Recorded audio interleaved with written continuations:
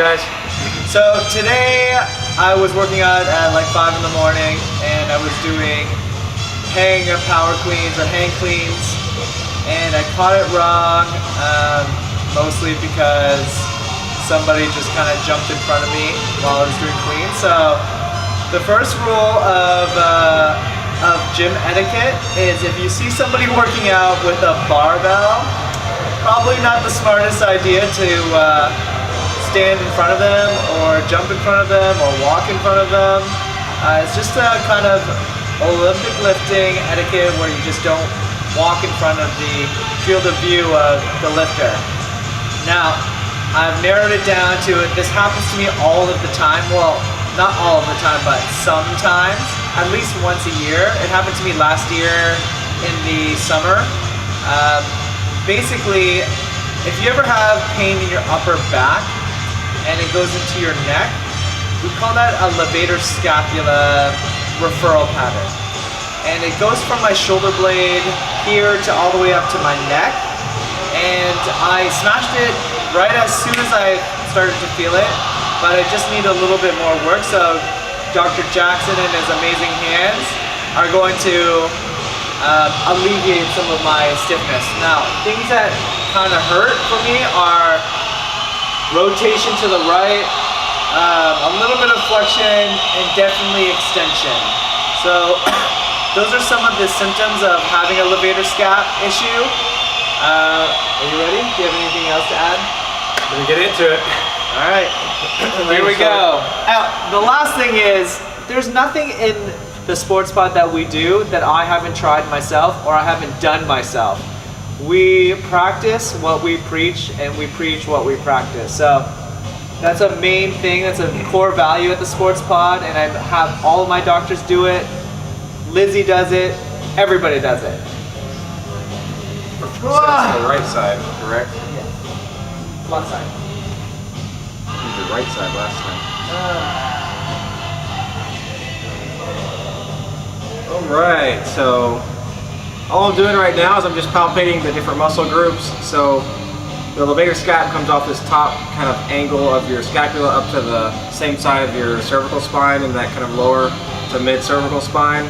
And if I kind of poke in there deep enough, you'll know, because he'll start making some weird noises. It also feels really tight, so I'm going to use a method that we use pretty often here. I'm just going to kind of take my elbow, I'm going to apply some pressure into that muscle. It's actually a little bit more inferior to where you're. So okay. most of the pain will still go.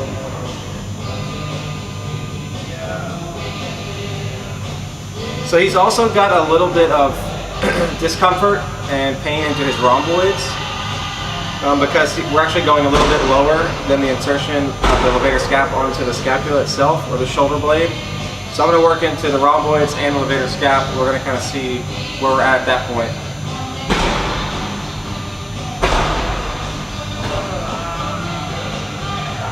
He'll tell you this feels amazing. But sometimes when these muscles go into spasm, there's really no better way than to just go in there and break them up manually and just kind of force them to relax. And so initially the muscle's not going to like it, but eventually it's going to say, hey, look, I guess I'll let you win. And so that's kind of what we're trying to accomplish here.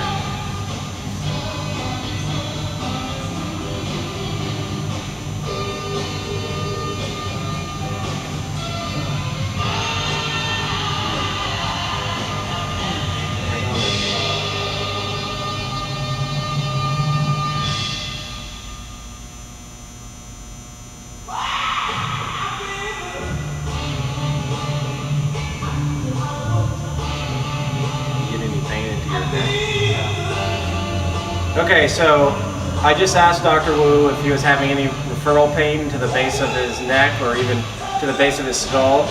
He said he was. That's completely normal. As he mentioned earlier in the video, sometimes you'll have a referral pattern of pain up into the neck, and that's because these muscles actually attach from the shoulder blade up to the neck.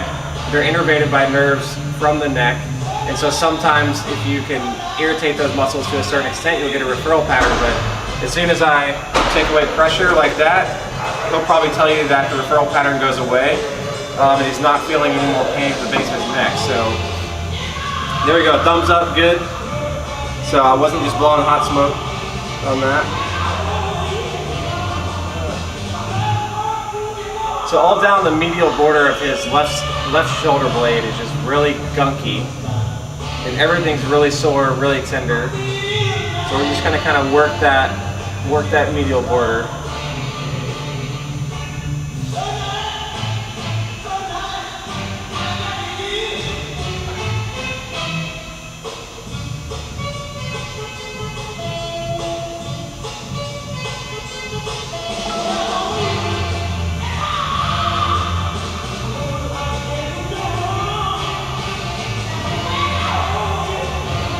So one thing we can do, if you want to kind of get a little bit deeper or put a little bit of stretch or tension in the muscle, you can kind of have them put their hand on their low back.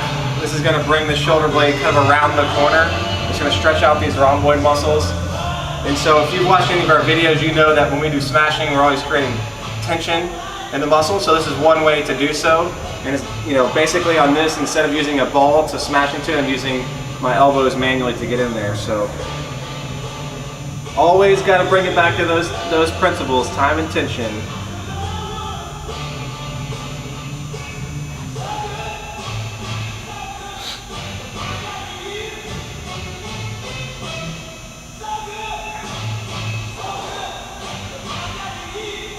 Wish we had some more space at the head of this table.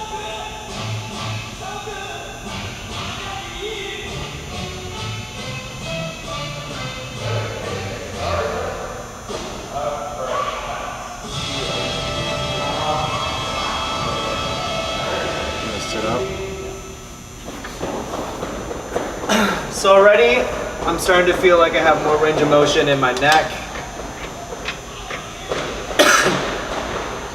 And it doesn't hurt as much. Now, obviously, that wasn't the greatest, you know, it's not a spa treatment, but it helps me alleviate some of that pain when I rotate my neck.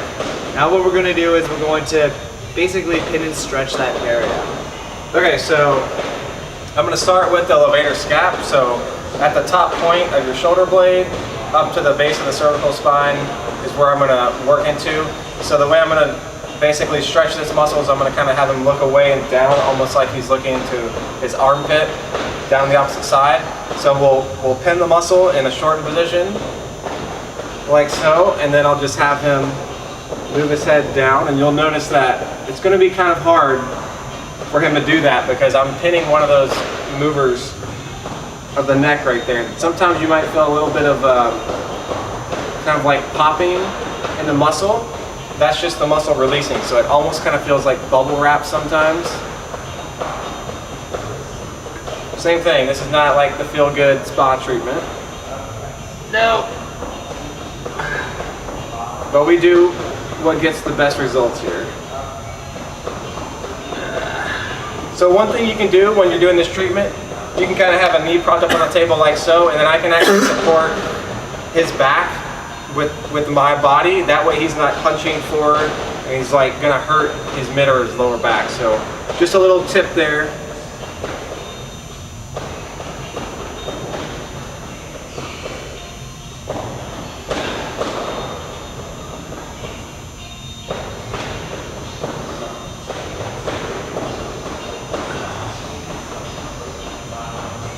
This is all caused by carbs, right? Yeah, it's all carbohydrates. Fucking J-Mac. Actually, that was the spot right below. Go down a little bit.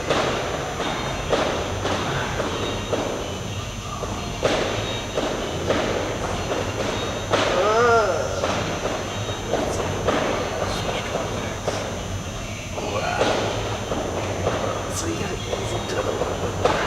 I'm just like, I'm gonna bump you off of it. So like, ease and then go. Yeah, see, that's better.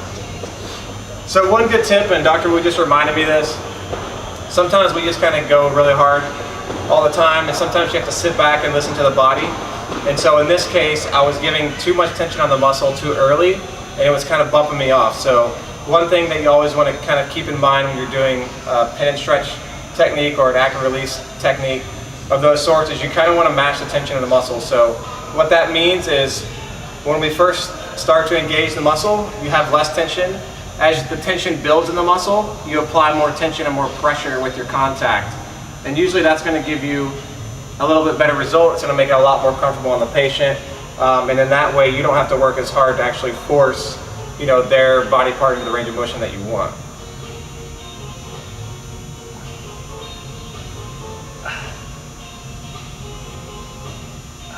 Let's do rhomboids. All right, so now we're going to go into the rhomboids. Excuse me. When you work under the rhomboids, because they attach to that kind of medial part of your shoulder blade, you want to try to bring that shoulder blade around the corner, which stretches the muscle. So he's basically going to just pull his arm across his chest. That's going to stretch the muscle and allow me to get into it like I need to.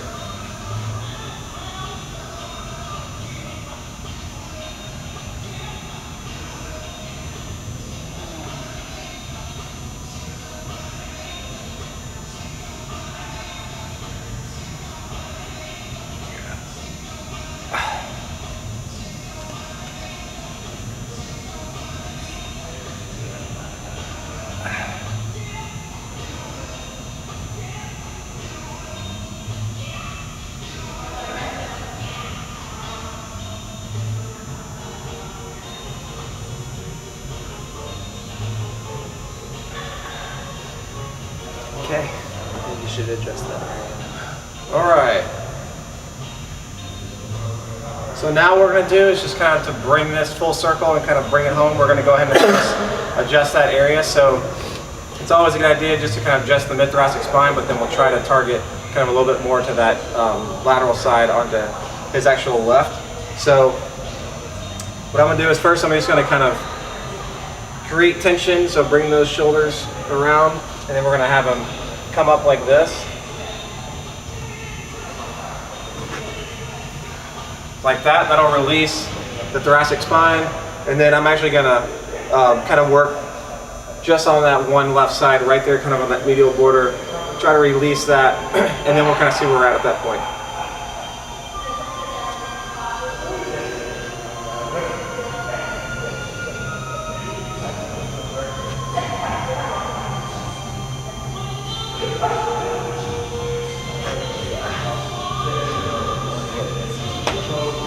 CT junction, so we'll go for the CT junction. That's where the cervical spine basically transitions into the thoracic spine. So these are usually areas that are generally locked up more so than others just because it's a transition area. So, I mean, we're gonna have to get in there. It's a very hard area to adjust. You just have to kind of give it the gusto and go for it. So.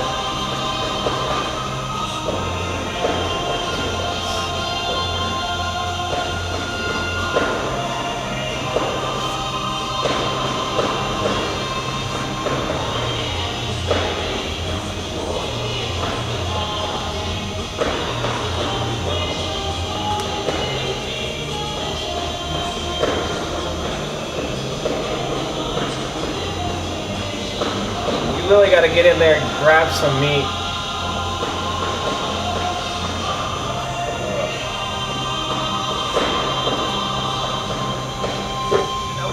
Well, that left side was just really locked up, didn't want to go. We got the right side, but go ahead and sit up. Let me see how you're moving. Test, retest, that's what we always do here.